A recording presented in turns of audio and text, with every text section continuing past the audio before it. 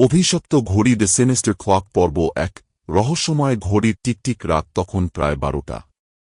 অন্ধকারে ঢাকা পুরনো জমিদার বাড়ির এক কোণে দাঁড়িয়ে আছে বিশাল কাঠের ঘড়ি। শত বছরের পুরনো এই ঘড়ি কেবলমাত্র একটি বিশেষ মুহূর্তেই থেমে যায়, যখন কেউ মরতে চলেছে। সেদিন রাতেও হালকা ঝড়ো হাওয়া বইছিল। দেউলিয়ার মুখে পড়া জমিদার পরিবারের শেষ সদস্য অর্জুন রায় অন্ধকার হলঘরে বসে পুরনো দলিলপত্র ঘাঁটছিলেন। আচমকা পেছনের ঘড়িটার টিকটিক শব্দ বদলে গেল। যেন কেমন একটা ঘষ্টানোর আওয়াজ আসছিল।